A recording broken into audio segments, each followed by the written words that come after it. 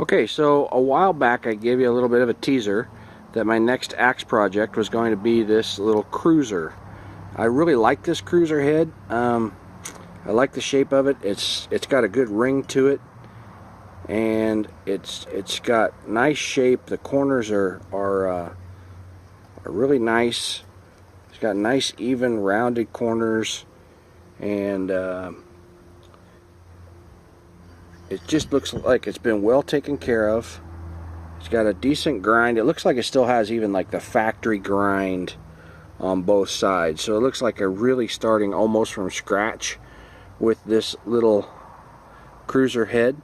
One thing I do notice is that it's a little bit flat on the sides here, which indicates that it had been used, and it's definitely a user cruiser. In other words, it was probably used by a faller, and he probably used it to drive wedges or something like that.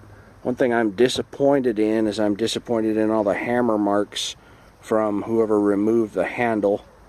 I purchased this as is. I didn't remove the handle myself, and I'm really perplexed by the fact that I can't find, and I'm a little frustrated with, frustrated that I can't find any type of maker marks on it. So that's a little bit disappointing, but nonetheless it feels like, you know, I've hit it with a file in a couple spots, and it feels like good steel.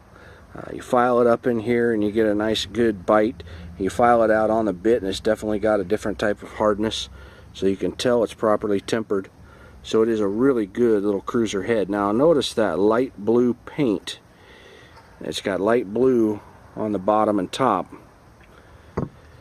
So that kind of is telling me in the back of my head, gosh, maybe this is one of those Grand Force Brooks axes that, you know, back in like the 50s when they kind of went into a little bit of mass production.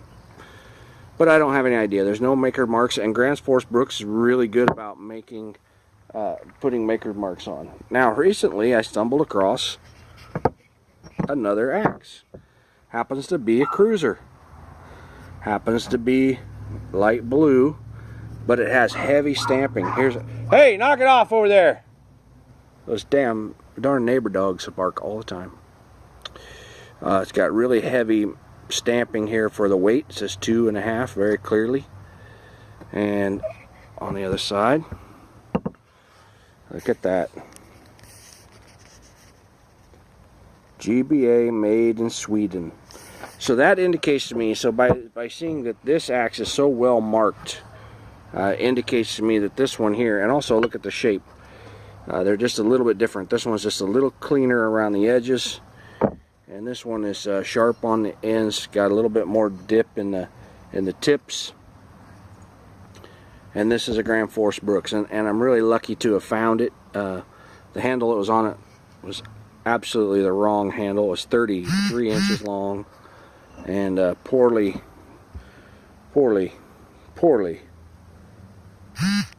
hung. So so I got 2 cruiser axe projects instead of 1.